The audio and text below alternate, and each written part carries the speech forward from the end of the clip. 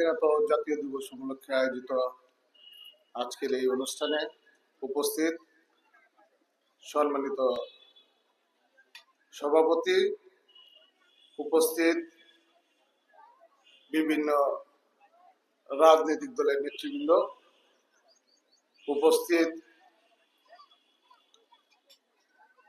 হালুয়াঘাট থানার ভারপ্রাপ্ত কর্মকর্তা, উপস্থিত বীর মুক্তিযোদ্ধাবৃন্দ, উপস্থিত মুক্তিযোদ্ধা পরিবারের সদস্যবৃন্দ, উপস্থিত বিভিন্ন প্রতিষ্ঠানের শিক্ষার্থীবৃন্দ এবং প্রিন্ট এবং ইলেকট্রনিক মিডিয়ার সাংবাদিকবৃন্দ, সকলকে জানাই সালাম, আসসালামু আলাইকুম। আপনাদের সকলকে জানাচ্ছি মহান স্বাধীনতা দিবস এর শুভেচ্ছা।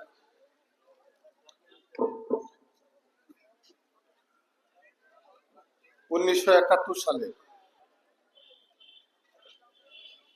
শহীদ রাষ্ট্রপতি জিয়া রহমানের স্বাধীনতার ঘোষণার মধ্য দিয়ে বাংলাদেশের যে বীর মুক্তিযোদ্ধা এবং আপামর সাধারণ জনতা মুক্তিযোদ্ধায় অংশগ্রহণ করেছিল, ৯ মাস সেই যুদ্ধের মাধ্যমে বাংলাদেশ স্বাধীনতা অর্জন করেছে। এই আজকের দিনে আমি যারা এই মুক্তিযুদ্ধে অংশগ্রহণ করেছিল সকলকে জানাই আমার অন্তরের অন্তঃস্থল থেকে কৃতজ্ঞতা। আমাদের এই সীমান্তবর্তী উপজেলা হালুয়াঘাট এবং আমাদের পার্শ্ববর্তী ধোবাউড়া নিয়ে আমাদের সংসদীয় আসন। আমি আজকের এই দিনে আমি দল মত নির্বিশেষে সকলকে উদাত্ত আহ্বান জানাবো, বর্তমান প্রধানমন্ত্রী জনাব তারেক রহমান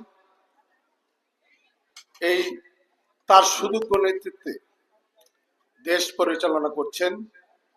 আমরা এই বর্তমান প্রধানমন্ত্রীর নেতৃত্বে আমরা একটি আধুনিক এবং উন্নত বাংলাদেশ গড়ার লক্ষ্যে আমাদের এই হালুয়াঘাট এবং ধোবাউড়ায় সকলে মিলেমিশে একসাথে কাজ করব। আমরা সকল ভেদাভেদ বলে সকলে মিলেমিশে আমরা একটা আধুনিক এবং উন্নত হালুয়াঘাট গড়তে পারি, যেখানে সকলের সম অধিকার থাকবে। আমরা এরকম একটা বাংলাদেশ দেখতে চাই যেখানে সকল ধর্মবর্ণের মানুষ আমরা মিলেমিশে একসাথে বসবাস করতে পারবো। আমাদের স্বাধীনতা অর্জনের মধ্যে আমরা যে বাংলাদেশ দেখতে চেয়েছিলাম, আমাদের বর্তমান প্রধানমন্ত্রী জনাব তারেক রহমানের বলিষ্ঠ নেতৃত্বে আমরা আগামী দিনে সেই রকম একটি বাংলাদেশ দেখতে চাই।